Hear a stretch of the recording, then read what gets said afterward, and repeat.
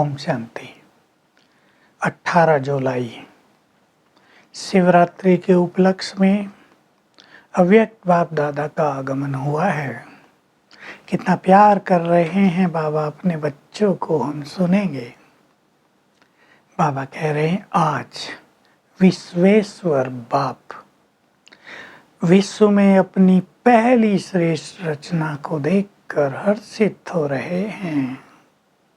यूं तो विश्वेश्वर बाप सारे विश्व की आत्माओं का पिता है, लेकिन तुम आदि रतन, पहली श्रेष्ठ रचना जो बाप के कार्यों में उमंग उत्साह से लगे हुए हो, जो बाप की आज्ञाओं का पालन करके संसार को स्वर्ग बनाने की सेवा में लगे हो, उन बच्चों की भी आज जयंती है। शिव जयंती थी तो शिव के साथ हम सब भी अवतरित हुए।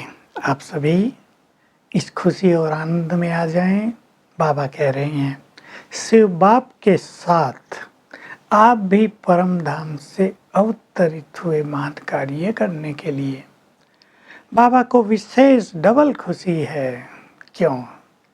देख लें, भगवान भी खुश होता है जैसे एक बाप लौकिक में अपने योग्य बच्चों को देखकर खुश होता है। बाबा कितने खुश हो रहे हैं कि परम धाम से सबसे पहले तुम भी छुड़कर आए, और बहुत लंबी बिछड़न के बाद बाप का अपने बच्चों से मिलन हुआ है। तो जो बहुत समय के बाद खोए हुए मिलते हैं, कितना प्यार होता है।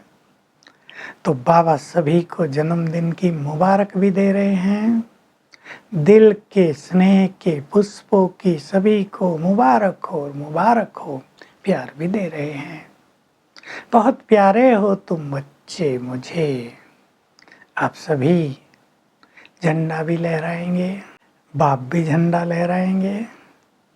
अब तो किसी को बुलाते हो, झंडे के बाद फूलों की वर्षा होती है ऊपर से। देखो बाबा कितनी प्यार भरी बात कह रहे हैं। बाबा ने कितने झंडे लहराए आज और लहराएंगे। सबके विशेषताओं के गुणों की स्मृति करके बाबा बहुत हर्षित हो रहे थे। ये खुशी के झंडे बाप दादा के दिल में लहर रहे थे। सोचो वो हमसे कितना प्यार करता है। और फूलों की वर्षा होती है तो बाप वरदानों के पुष्पों की वर्षा कर रहे हैं।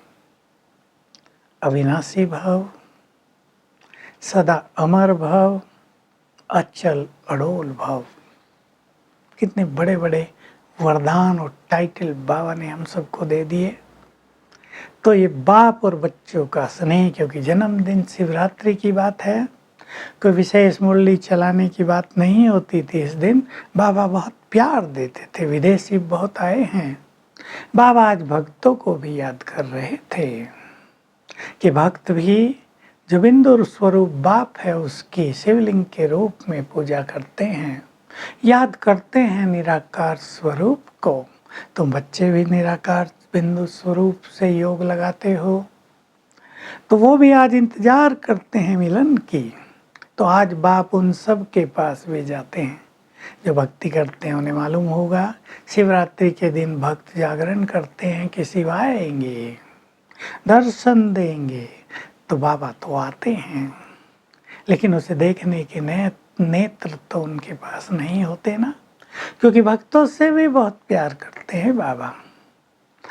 जो भक्त उन्हें दिल से प्यार करते हैं, शिव बाबा भी अपने भक्तों को बहुत दिल से प्यार करते हैं। तो बाबा कह रहे हैं, जैसे आज उमंग उत्साह में हो, सदा उमंग उत्साह में रहना। कहीं भी उत्सव होता है तो नाचते गाते खुशियाँ मनाते खाते पीते हैं, यही ना उत्सव। तो आप सदा उमंग उत्साह में रहते हो, सेवाओं के उमंग उत्साह में, कुछ बनने के उमंग उत्साह में। तो जो आत्मा उमंग उत्साह में रहती है, उसको परिस्थितियों के विघन डामाडोल नहीं कर सकते। बहुत गहरी बात आ गई। दुनिया में भी कोई उमंग का काम चल रहा हो, कोई फंक्शन हो रहा हो, खुशियाँ मनाई जा रही हों, तो छोटी मोटी बातें नेग्लिजिबल हो जाती हैं।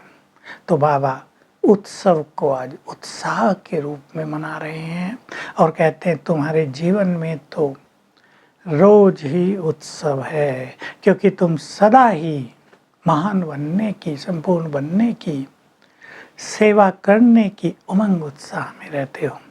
चाहे कितना भी हार्ड वर्क करो, बुद्धि का काम करो, लेकिन उसमें थकान नहीं होती। जब उत्साह होता है, उत्सव होता है, तो कभी भी थकान नहीं होती है। बाबा बहुत अच्छी बात कह रहे हैं। खाना पीना होता है, तुम तो ब्रह्मा भोजन खाते हो। गहरी बातें हैं। योग युक्त बनाया भोजन और योग युक्त होकर खाया भोजन दुख भंजन भोजन होता है, शरीर के सभी रोगों को नष्ट कर देता है।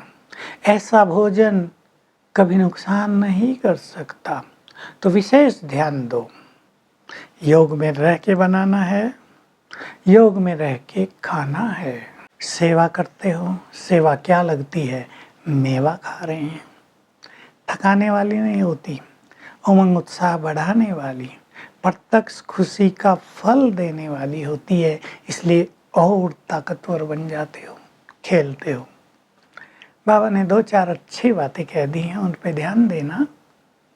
माया से भी तुम्हारा खेल चलता है। अब माया को तुमसे बहुत प्यार है। बाबा ने हंसी में कह दिया तुम्हारा तो नहीं है, होता तो है वैसे। तो माया भिन्न भिन्न रूप से आती है, काम के रूप से, क्रोध के रूप से, मोह के रूप से। खेल की तरह खेलो। मिक्की माउस के खेल का उदाहरण दे रहे बाबा। कभी शेर आया, कुत्ता आया, बिल्ली आई, चूहा आया, आते हैं ना, हम एंजॉय करते हैं ना। एक बहुत अच्छी बात कही, क्रिकेट का खेल चल रहा है, बॉल आई, इधर से बैट्समैन ने मारी, खेल है ना, एंजॉय कर रहे हैं ना, रन बना रहे। माया आई, तुम मार के भगा दो। गेंद आई, अब बैट्समैन ने छक्का मार दिया, मैं बोल रहा हूँ, तो दो दर्शक हैं और डरेंगे थोड़ा ही, गेंद आ गई, गेंद आ गई, भागो, उठा के दे देंगे। तो बाबा भी कह रही है भिन्न भिन्न तरह की माया आती है, चाहे मोह की आती हो। ये सब खेल है, इसको छोड़कर भागो नहीं, एंजॉय करो। पिक्चर देखते हो, उसमें कोई रो रहा है, कोई भाग रहा है, कोई कुछ कर रहा है, तो तुम भी तो वैसा नहीं करने लगते ना। तुम केवल देखते हो, साक्षी रहते हो। धन के बारे में बहुत अच्छी बात कही। अशुद्ध धन आता है, जैसे शुद्ध अन्न वैसे ही शुद्ध धन, सुख देने वाला। अशुद्ध धन आता है, चिंताएं बढ़ाता है। 1,00,000 रुपए आएंगे, पद्म गुनी चिंता देकर जाएंगे, अनेक तरह की भय। और गलत जो धन है वो गलत तरीकों से यूज हो जाता है, बीमारियों में, पुलिस में, केसेज में। तो बाबा हम सब में बल भर रहे हैं। तुम्हें साक्षी और बाबा साथी है, इन 2 शब्दों का बहुत अच्छा अनुभव करना है। विदेशी आए हैं तो बाबा कह रहे हैं बच्चों ने अपनी कमियां, कुछ गलती की, वो सब लिख के दे दिया। तो जिसको दे दिया जाता है वो उसका हो जाता है, फिर उस पर विचार नहीं किया जाता। तो हल्के हो जाओ, खुशी में डांस करो और आगे बढ़ते रहो। वरदान है, किसी की कमी गलतियों को न देख, गुण और शक्तियों का सहयोग देने वाले मास्टर दाता बनो।